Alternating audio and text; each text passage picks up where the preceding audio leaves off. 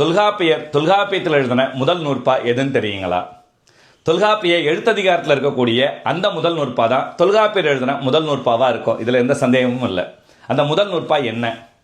எழுத்தனப்படுப அகரம் முதல் நகர இருவாய் முப்பதென்ப சார்ந்து வரல் மரபின் மூன்றளம் கடையே.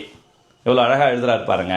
எழுத்துக்கள் என்று சொல்லப்படுவது அகரம் தொடங்கி நகரம் முடிய இருக்கக்கூடிய அந்த 30 எழுத்துக்கள், அதோடு சார்ந்து வரக்கூடிய 3 எழுத்துக்கள், உயிரெழுத்துக்கள் 12ஐயும் மெய்யெழுத்துக்கள் 18ஐயும் சேர்த்து 30 எழுத்துக்கள் என்று சொல்லி சார்பு எழுத்துக்கள் குற்றியலிகரம் குற்றியலுகரம் ஆயுதம் ஆகிய 3ஐயும் சேர்த்து மொத்தம் 33 என்று தொல்காப்பியர் வரையறை செய்கிறார். பின்னாட்களில் சார்பு எழுத்துக்கள் 10 என்று நாம் வரையறை செய்கிறோம்.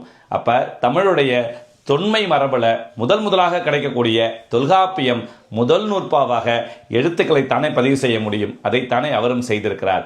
ஒரு ஆகச்சிறந்த இலக்கண நூலின் முதல் நூற்பாவை நீங்கள் தெரிந்து கொண்டீர்கள் என்றால் அது உண்மையிலேயே பெரும் மகிழ்ச்சி. தமிழ் படித்த எல்லாருக்கும் அது தெரியும். தெரியாதவங்க தெரிஞ்சுக்கிறதுக்காக இந்த காணொளி.